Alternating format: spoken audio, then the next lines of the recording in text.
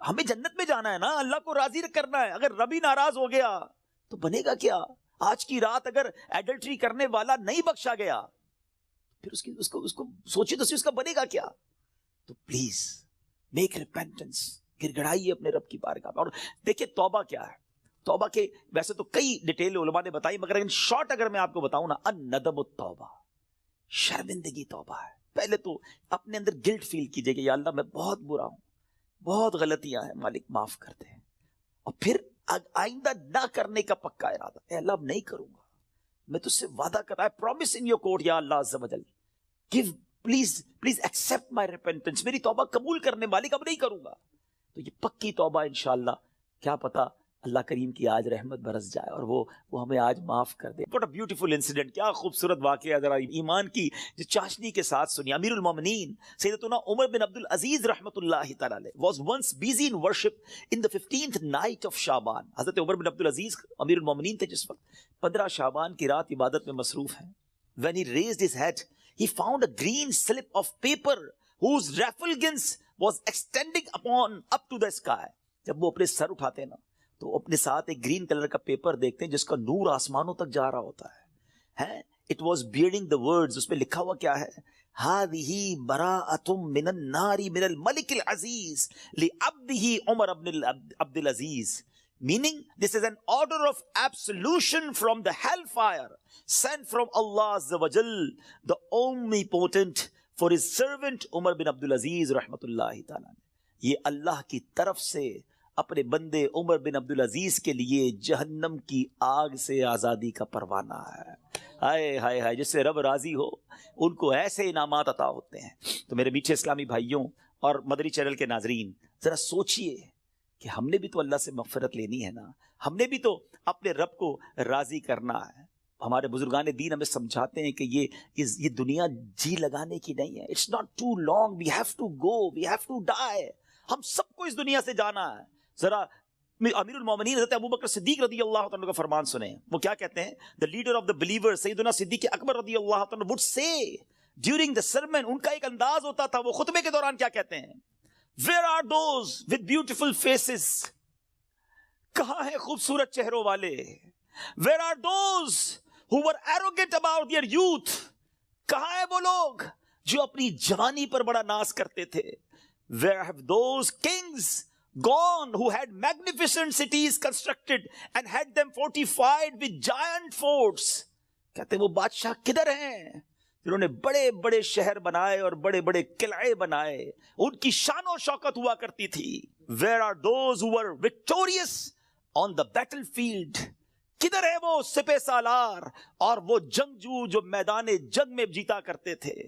without any doubt time has ruined them and they are now lying in the darkness of the grave. بغیر کسی شک کے وقت نے انہیں ختم کر دیا، پامال کر دیا، اور آج وہ اپنی اندھیری قبر میں ہیں. hurry up، جلدی کرو، exceed in performing good deeds and seek salvation. سیدنا ابوبکر صدیق کہتے ہیں جلدی کرو اور اللہ کو راضی کرنے والے کام کر لو اور نجات حاصل کر لو. کاش یہ باتیں ہمارے دل میں گھر کر جائے. بندہ کہتا ہے یار ابھی تو ایک گھر ہے، 2 بنانے ہیں، ابھی تو چھوٹا ہے بڑا بنانا ہے، ابھی تو یورپ میں ہے پاکستان میں بھی گھر بنانا ہے، ابھی تو چھوٹا بزنس ہے بڑا کرنا ہے، 5 ایئرز بعد یہ ٹارگٹ ہے، 10 ایئرز بعد یہ ٹارگٹ ہے، 20 ایئرز بعد یہ ٹارگٹ ہے، اتنے پاسپورٹ لینے ہیں، یہ جناب ویزے لینے ہیں. مگر پتہ بھی نہیں چلتا اور بندہ کیسے دنیا سے چلا جاتا ہے. آئیے میں آپ کو ایک اور واقعہ سناؤں. سیدنا عمر بن عبد العزیز جن کو براءت کا پروانہ ملتا ہے، یہ امیر المؤمنین ہیں، کس قدر نیک ہیں. ایک بار ایک جنازے کے ساتھ قبرستان تشریف لے گئے. ہم بھی گئے گریو یارڈ، ہم بھی جاتے ہیں جنازے میں، ہماری کیا کیفیت ہوتی ہے. Look at the feeling of سیدنا عمر بن عبد العزیز رضی اللہ تعالیٰ عنہ when he visited graveyard. وہاں ایک قبر کے پاس بیٹھ کر غور و فکر میں ڈوب گئے. کسی نے عرض کی اے امیر المومنین آپ یہاں تنہا کیوں تشریف فرما ہیں؟ فرمایا ابھی ابھی مجھے قبر نے مجھے پکار کر بلایا اور بولی اے عمر بن عبد العزیز مجھ سے کیوں نہیں پوچھتے میں اپنے اندر آنے والوں کے ساتھ کیا برتاؤ کرتی ہوں. میں نے اس قبر سے کہا مجھے ضرور بتا. وہ کہنے لگی جب کوئی میرے اندر آتا ہے تو میں اس کا کفن پھاڑ کر جسم کے ٹکڑے ٹکڑے کر ڈالتی ہوں اور اس کا گوشت کھا جاتی ہوں. کیا آپ مجھ سے یہ نہیں پوچھیں گے میں اس کے جوڑوں کے ساتھ جوائنٹس کے ساتھ کیا کرتی ہوں؟ میں نے کہا یہ بھی بتاؤ. تو کہنے لگی ہتھیلیوں کو کلائیوں سے، گھٹنے کو پنڈلی سے، پنڈلیوں کو قدموں سے جدا کر دیتی ہوں۔ اتنا کہہ کر حضرت عمر بن عبدالعزیز ہچکیاں لے کر رونے لگے۔ جب کچھ افاقہ ہوا، کچھ اسی طرح عبرت کے مدنی پھول لٹانے لگے کہ اے اسلامی بھائیوں، اس دنیا میں ہمیں بہت تھوڑا عرصہ رہنا ہے۔ جو اس دنیا میں صاحب اقتدار ہے وہ آخرت میں انتہائی ذلیل و خوار ہوگا، جو اس جہاں میں مالدار ہے وہ آخرت میں فقیر ہوگا، اس کا جوان بوڑھا ہو جائے گا، جو زندہ ہے وہ مر جائے گا۔ دنیا کا تمہاری طرف آنا تمہیں دھوکے میں نہ ڈال دے، کیونکہ تم جانتے ہو کہ یہ بہت جلد رخصت ہو جاتی ہے۔ کہاں گئے تلاوت قرآن کرنے والے؟ کہاں گئے بیت اللہ کا حج کرنے والے؟ کہاں گئے ماہ رمضان کے روزے رکھنے والے؟ خاک نے ان کے جسموں کا کیا حال کر دیا۔ اے میرے میٹھے اسلامی بھائیوں، یہاں عمر بن عبدالعزیز رضی اللہ تعالیٰ جھنجھوڑ رہے ہیں کہ عبادت بھی کرنی ہے تو اخلاص کے ساتھ کرنی ہے، اور اگر عبادت بھی دکھلاوے والی ہے تو قبر میں ان کا بھی حال برا ہو جائے گا۔ حضرت عثمان غنی رضی اللہ تعالیٰ کا ایٹیٹیوڈ آپ کو بتاؤں کہ عثمان غنی رضی اللہ تعالیٰ قطعی جنتی ہیں، اللہ اکبر، عشرہ مبشرہ سے ان کا شمار ہوتا ہے۔ اور لیکن ان کا انداز کیا ہوتا تھا؟ عثمان غنی رضی اللہ تعالیٰ جب قبرستان جاتے، قبر جاتے تو اس قدر روتے تھے کہ آپ کی داڑھی مبارک تر ہو جاتی۔ عرض کی گئی جنت و دوزخ کا تذکرہ کرتے وقت آپ اتنا نہیں روتے، مگر قبر پر بہت روتے ہیں۔ اس کی وجہ کیا ہے؟ فرمایا میں نے نبی اکرم صلی اللہ علیہ وسلم کو فرماتے ہوئے سنا ہے، قبر آخرت کی سب سے پہلی منزل ہے۔ اگر صاحب قبر نے اس سے نجات پائی تو بعد کا معاملہ اس سے آسان ہے، اور اگر ادھر نجات نہ ملی تو آگے کا معاملہ اور زیادہ سخت ہے۔ Actually this is the first examination, یہ پہلا امتحان ہے جو مرنے کے بعد دینا ہے۔ جو اس امتحان میں کامیاب ہے وہ آگے بڑھتا چلا جائے گا، اس کی سکسیس کا راستہ کھل جائے گا، مگر جو اس امتحان میں ہی فیل ہو گیا وہ آگے بھی برباد رہے گا۔ اے میرے میٹھے اسلامی بھائیوں، کیا ہم اس ایگزامینیشن کی تیاری کر رہے ہیں؟ ہم میں سب نے کسی نہ کسی ایگزام کو دیا نا، اسکول، مدرسے، کہیں نہ کہیں ایگزام دیا تھا۔ اس ایگزام سے پہلے ہم پر کتنا برڈن تھا، کتنا پریشر تھا، مگر آئیے ذرا اس ایگزامینیشن اور قبر کے ایگزامینیشن کا تھوڑا کمپیریزن کرتے ہیں۔ دنیا کے ایگزام کی ڈیٹ پہلے سے پتا ہوتی ہے، فلاں منتھ کی فلاں تاریخ کو امتحان ہوگا، that's why we prepare for that, ہم اس کے لیے تیاری کرتے ہیں، ٹھیک ہے۔ سیکنڈ، اس پیپر کو جب ہم دیتے ہیں اگر فیل ہو جائیں تو اس کو ریپیٹ دینے کا موقع ملتا ہے، سپلیمنٹری پیپرز ہوتے ہیں، یا زیادہ سے زیادہ یہ ہوتا ہے کہ بھائی ایک سال آپ کا فیل ہو گیا، آپ دوبارہ اس کلاس میں پڑھیں گے، دیٹس اٹ، اور تو کچھ نہیں ہوتا۔ تیسرا، اس ایگزامینیشن کا جو رزلٹ ہے وہ فیو منتھس کے بعد یا فیو ڈیز کے بعد اناؤنس ہوتا ہے، ٹھیک ہے۔ یہ تین چیزیں ذہن میں رکھیے گا۔ وی نو دا ڈیٹ آف ایگزامینیشن، ہمیں پہلے سے پتا ہے ایگزامینیشن کا لاس کیا ہے اگر اس میں فیل ہو گئے، ایک سال پڑھائی دوبارہ کرنی پڑے گی، یا زیادہ سے زیادہ اور کیا پنشمنٹ ملے گی، اور تھرڈ، اس کو دوبارہ ریپیٹ کا موقع ملتا ہے، اور تیسرے نمبر پر یہ ہے کہ اس کے رزلٹ میں کچھ ٹائم لگتا ہے۔ قبر کا امتحان یہ کیسا امتحان ہے، کبھی سوچا آپ نے؟ دیر از نو سپلیمنٹری پیپر، دوسرا چانس نہیں ہے۔ ادھر ایک سال پیچھے رہ جائیں گے، ادھر قیامت تک قبر میں مار پڑتی رہے گی۔ قیامت تک اللہ ناراض ہو گیا تو جہنم کی کھڑکی کھلی رہے گی، سانپ اور بچھو آ جائیں گے۔ کون بیئر کر سکتا ہے اللہ کی پنشمنٹ کو؟ کون اس سزا کو برداشت کر سکتا ہے؟ ایسے نہیں روتے تھے حضرت عثمان غنی، بالکل کریکٹ فرمایا انہوں نے کہ یہی پہلی منزل ہے، اور we have to clear this exam. کسی صورت میں نے اور آپ نے اس امتحان کو پاس کرنا ہے، ادھر فیل ہو گئے تو مارے جائیں گے، اور پھر اس کے بعد اس کا رزلٹ دیر سے اناؤنس نہیں ہوتا، ادھر جواب دینا ہے۔ صحیح جواب دیا تو جنت کی رحمتیں ہیں، تا حد نگاہ قبر وسیع ہے، اور ادھر رانگ آنسر دیا، ادھر جناب جہنم کا عذاب شروع ہو جائے گا، جہنم کی کھڑکی کھل جائے گی۔ اور پھر جو سب سے زیادہ کروشل بات ہے، سب سے زیادہ ڈرنے والی بات ہے، we don't know the date of that examination. ہمیں پتہ ہی نہیں ہے وہ امتحان کب دینا ہے، وہ آج بھی ہو سکتا ہے۔ جی ہاں، ہم میں سے ہو سکتا ہے کہ کل رات کوئی اپنے گھر میں نہ سوئے، قبرستان میں ہو، ہمیں یہ پتہ ہی نہیں ہے کب امتحان ہوگا۔ تو جب ہمیں پتہ نہیں ہے تو it means we have to prepare daily, ہمیں روز یہ طے کر کے سونا ہے یا زندگی گزارنے کہ آج اگر امتحان دینا ہے تو میں تیار ہوں، میں اس امتحان کے لیے تیار ہوں۔ Now I have a question of all of you، میں اب آپ سب سے ایک سوال کرنا چاہتا ہوں، اپنے آپ سے ایک سوال کرتے ہیں ناظرین، میں اپنے آپ سے بھی کروں اور آپ سے بھی پوچھتا ہوں، اگر آج مر گیا، مر تو سکتا ہوں نا، یہ تو پاسبل ہے نا، آج مر گیا کیا میں تیار ہوں قبر کے امتحان کے لیے؟ میں جواب دے پاؤں گا کہ اللہ راضی ہے مجھ سے؟ کیا ایسی زندگی گزارنی ہے کہ مار نہیں پڑے گی؟ تو پھر تو ٹھیک ہے. if the answer is yes then it's okay. اور اگر آنسر یہ نہیں آ رہا دل سے کہ نہیں ابھی تو بہت گناہ ہیں، بڑی خطائیں ہیں، توبہ کرنی ہے، اچھا بننا ہے، نمازیں بھی کئیوں کی قضا ہو رہی ہیں، حرام روزی بھی چل رہی ہے، حرام چیزوں کو دیکھ بھی رہا ہے، حرام سن بھی رہا ہے، جھوٹ بھی زبان سے گیا نہیں ہے، غیبتیں بھی جاری ہیں، ماں باپ الگ پریشان ہیں، فیملی الگ ٹینشن میں ہے، روزی حرام بھی چل رہی ہے، ابھی نہیں مرنا بھائی، ابھی تو توبہ کرنی ہے. تو پھر بتاؤ نا کب توبہ کرو گے؟ کب قبر کی تیاری کرو گے؟ ابھی تو سنا کہ یہ اچانک موت کا ہوگا شکار، پتہ بھی نہیں چلتا. روز صبح کئی لوگ گھر سے نکلتے ہیں اور کہہ کر جاتے ہیں کہ میں جب ایوننگ میں واپس آؤں گا نا تو یہ والا کھانا بنا کے رکھنا، یہ والے میرے کلوتھس استری کر کے ذرا ریڈی کر کے رکھنا، have to go with my friends.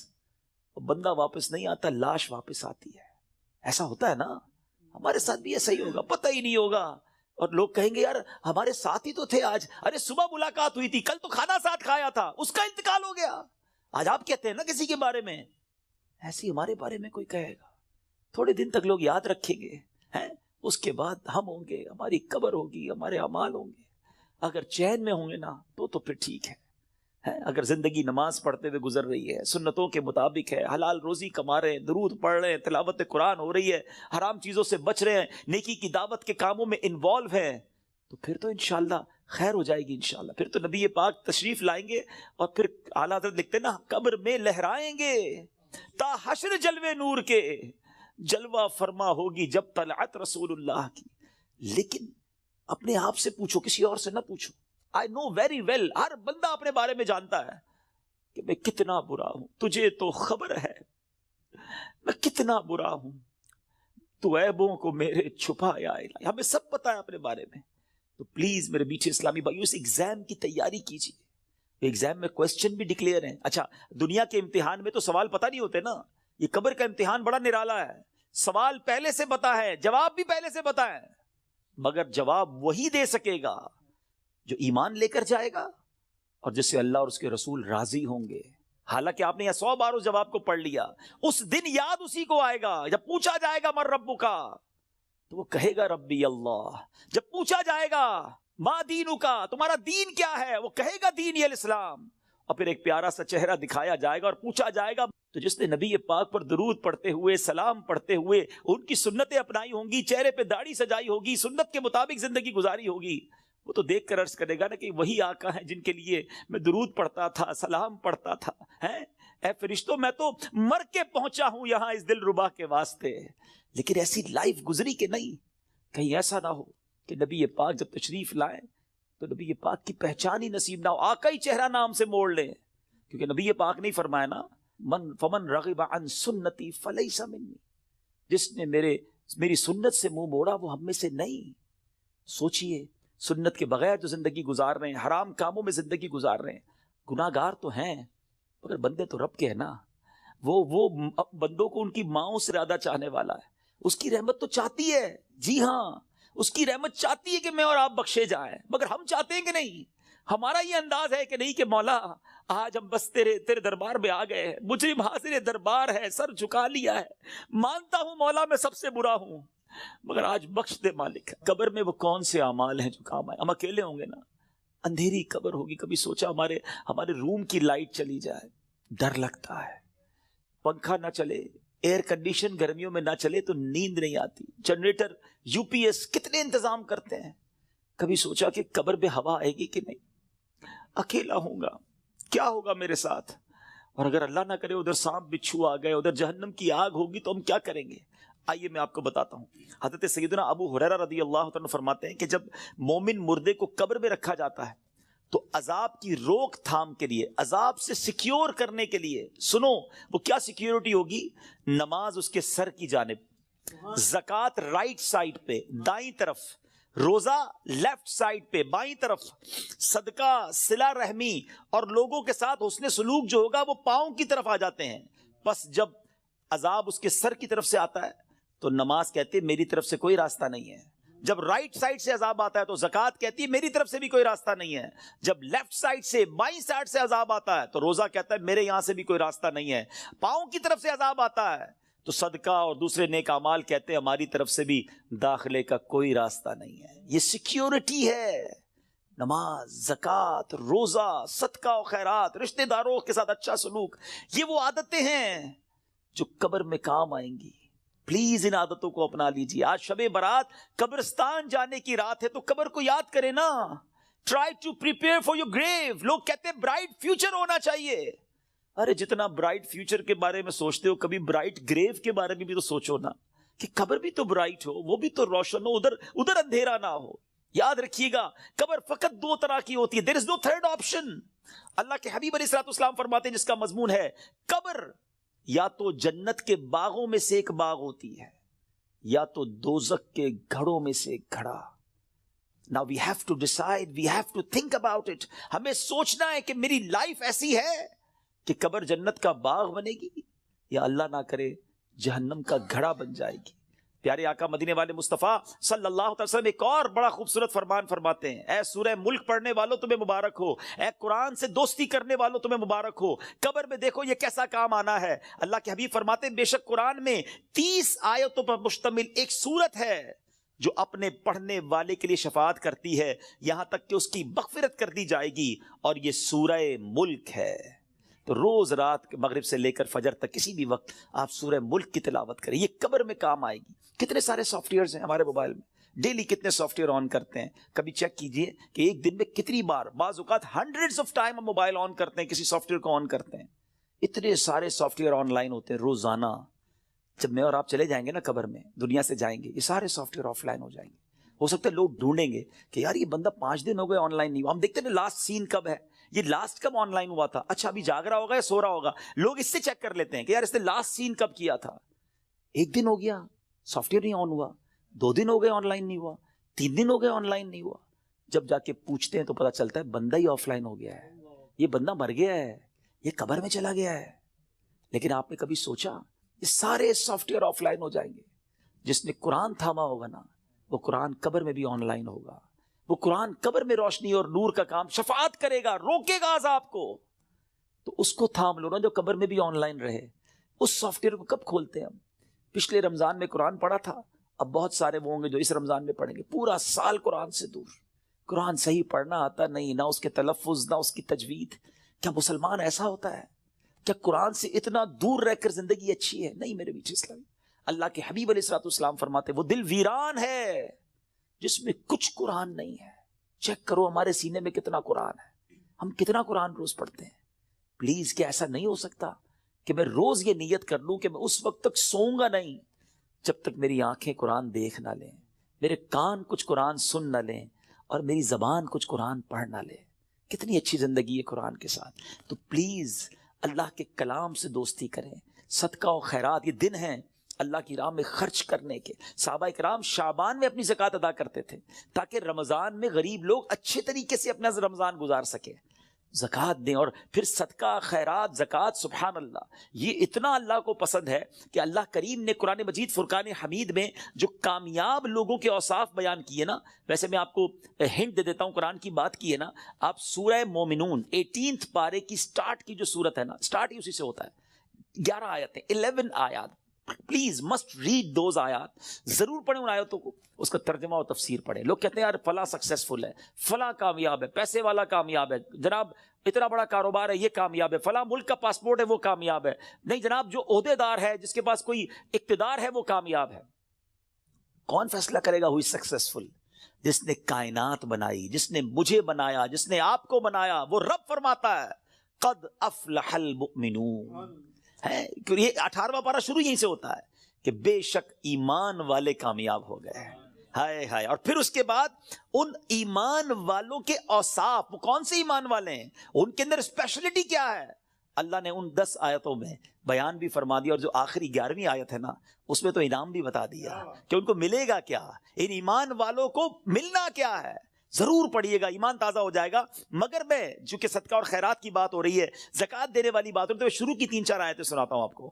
اللہ قرآن میں فرماتا ہے بسم اللہ الرحمن الرحیم قد افلح المؤمنون الذين هم في صلاتهم خاشعون والذين هم عن اللغو معرضون والذين هم للزكاة فاعلون. اللہ فرماتا ہے بے شک مراد کو پہنچے ایمان والے ہیں. اب مراد کو پہنچے کیا کرتے ہیں؟ جو اپنی نماز میں گر گڑاتے ہیں. کیا ہماری نمازیں ایسی ہیں؟ اول تو نماز پڑھتے نہیں، پڑھتے تو دھیان کہیں اور ہوتا ہے. فوکس نماز میں خشوع و خضوع ہے جن کی. پھر فرمایا جو کسی بےہودہ بات کی طرف التفات نہیں کرتے. ادھر تو حال یہ کوئی بتاؤ یار، کوئی ویب سائٹ بتاؤ، کوئی کلپ بھیجو، کوئی سافٹ ویئر بتاؤ جدھر سے معاذ اللہ گندی بری باتیں دیکھنے کو ملے. قرآن کہتا ہے جو بےہودہ بات کی طرف توجہ ہی نہیں کرتے یہ ہیں ایمان والے، یہ کامیاب لوگ ہیں. اور آگے فرمایا اور وہ زکوٰۃ دینے کا کام کرتے ہیں. خوش نصیب ہے وہ لوگ جو زکوٰۃ دیتے ہیں. یہ دن آئے ہیں اپنی زکوٰۃ کا پراپر حساب کریں، اللہ کی راہ میں دل کھول کر خرچ کریں. اور یہ میں ایک اور بات بتا دوں، جب بھی عبادت کریں نا وہ خوش دلی کے ساتھ کریں، وارم ویلکم کریں عبادت کو، برڈن فیل نہ کریں. کبھی کبھی لوگ کہتے ہیں یار زکوٰۃ دینی پڑے گی، اتنا ساری زکوٰۃ بن رہی ہے. مثال کے طور پہ کوئی کہتا ہے اگر میری 10 لاکھ زکوٰۃ بن رہی ہے، او ہو، ارے خدا کے بندے اللہ نے 4 کروڑ دیے تو 10 لاکھ بن رہی ہے نا. شکر ادا کرو، اللہ نے دینے والا بنایا، مانگنے والا نہیں بنایا. میں تو کہتا ہوں جو زکوٰۃ دے وہ سجدہ شکر بھی ادا کرے کہ مالک تیری مہربانی، تو نے دینے والا بنایا، مانگنے والا نہیں بنایا. تراویح پڑھنی پڑے گی، رمضان آ گیا ہے. ارے اللہ کے بندو شکر ادا کرو، اللہ نے پیر سلامت دی، اللہ نے پھر رمضان دے دیا، پھر روزے رکھوں گا، پھر تلاوت کروں گا، پھر تراویح. خوش دلی کے ساتھ برڈن فیل کر کر اگر آپ عبادت کریں گے اس کا ثواب بھی نہیں ملنا، اللہ ناراض ہوگا اس سے. خوش دلی کے ساتھ ویلکم کرے عبادت کو، انشاءاللہ اللہ اور عطا فرمائے گا. اور یہ صدقہ، خیرات، زکوٰۃ یہ تو ملٹیپلیکیشن ہے آپ کے مال کی. تو ہے میرے میٹھے اسلامی بھائیوں، اس میں ماہ رمضان سے پہلے خوب سخاوت کریں. سخی اللہ کو بڑا پسند ہے. اللہ اکبر. حدیث کا مضمون ہے سخی اللہ کے قریب، بندوں کے قریب، جنت کے قریب ہوتا ہے اور دوزخ سے دور ہوتا ہے. اور جو بخیل ہوتا ہے نا، کنجوس، سٹنجی، فرمایا وہ اللہ سے بھی دور، بندوں سے بھی دور، جنت سے بھی دور ہوتا ہے، دوزخ کے قریب ہوتا ہے. آپ سوچ لیجئے کون سے گروپ میں جانا ہے. اللہ سے دعا کرو اللہ سخاوت عطا فرمائے اور اپنی راہ میں دل کھول کر خوش دلی. دیکھیں انجوائے کر کے خرچ کرو گے نا، اس کو پتہ کیسے انجوائے کر سکتے ہیں آپ، اس کو کیسے خوش دلی کے ساتھ کر سکتے ہیں. مال انسان کو یقیناً پسند ہوتا ہے. یہ انسان جو ہے نا اس کے اندر جس کو کہے کہ دل کے اندر مال سے محبت ہے.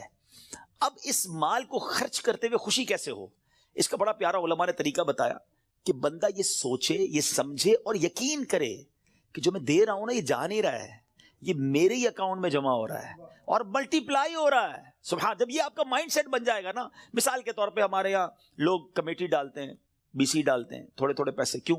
یار مشکل وقت میں کام آئیں گے، اسی لیے ڈالتے ہیں نا. تو یہ واقعی وہ پیسے ہیں جو مشکل وقت میں کام آئیں گے. اور یہ وہ مشکل وقت ہوگا جب کوئی مدد نہیں کر سکے گا. Nobody help us on the day of judgment. کیوں کہ وہاں تو آپ نے سنا نا، ماں بھی جواب نہیں دے گی، والد بھی جواب نہیں دے گا، والد کو بیٹا جواب نہیں دے گا. تو یہ وہ میرے پیسے ہوں گے جو مجھے اس وقت ملیں گے اور ملٹی پلائی ہو کر ملیں گے. یہ میں نہیں کہہ رہا، اللہ کریم فرماتا ہے، حدیث قدسی میں ہے جس کا مضمون ہے اے ابن آدم اپنا مال میرے پاس جمع کرا دے. اللہ کا فرمان سنے، میرے پاس جمع کرا دے، نہ جلے گا، نہ ڈوبے گا، نہ کم ہوگا، نہ چوری ہوگا. میں تجھے اس دن لوٹاؤں گا جس دن تجھے ایک ایک نیکی کی ضرورت ہوگی. اب بتاؤ خرچ کرتے وقت مزہ کیوں نہ ہے؟ اگر یہ ذہن بن جائے کہ یار میں جمع کرا رہا ہوں، قیامت کے دن ملٹی پلائی ہو کے ملے گا، جب میں پھنسا ہوا ہوں گا زیادہ ملے گا، تو بندہ کہ اور ڈال دو یار، تھوڑے اور لے جاؤ بھائی. تو آپ انجوائے کریں اللہ کی راہ میں خرچ کرنے کے لیے. کسی غریب کو، کسی مسجد میں، کسی فقیر، جو رشتہ دار غریب فقراء ہیں بانٹیں. اور سوچے نا، میں آج کی مثال دیتا ہوں. میں آج ایک جگہ بیٹھا تھا، زکوٰۃ سیمینار تھا میرا، وہاں بیان تھا، تو وہاں کچھ بزنس کمیونٹی کے لوگ بیٹھے تھے، آپس میں بات ہو رہی تھی کہ یار مجھ سے وہ لینے آئے تو میں تو دے چکا تھا، زکوٰۃ تو دے دی تھی. تو میں نے کہا آپ کو اور دینا چاہیے. کہا یار پوری تو دے دی تھی. میں نے کہا اللہ نے دینا روک لیا ہے. خاموش ہو گئے. میں نے کہا میں آپ کو حدیث سناتا ہوں، میں نہیں کہہ رہا. اللہ کے حبیب علیہ الصلوۃ والسلام فرماتے جس کا مضمون ہے گن گن کر خرچ نہ کرو ورنہ وہ رب کریم بھی تمہیں گن گن کر عطا فرمائے گا. یہ روک لیتے ہیں نا جو بھائی ہم نے دے دیا جتنا دینا تھا، ارے دیتے رہو، وہ جب دیے جا رہا ہے آپ جانے والا راستہ بھی کھلا رکھو، وہ اور عطا فرمائے گا. یہ ملٹی پلائی ہے، یہ وہ ایسا سرکولیشن ہے جو آپ کا بڑھتا ہی رہے گا. These are the days for generosity. یہ دن ہے اللہ کی راہ میں خرچ کرنے کے، نیکی کے کام میں خرچ کیجیے. آپ نے سنا تو صحیح کہ صدقہ پیر کی طرف آ کے کھڑا ہو جائے گا، عذاب سے بچائے گا. نماز سر کی طرف آ کے کھڑی ہو جائے گی. جناب روزہ، اب یہ ساری وہ نیکیاں ہیں، زکوٰۃ، یہ بچائیں گی آپ کو. اللہ مجھے اور آپ کو یہ نیکیاں کرنے کی توفیق عطا فرمائے.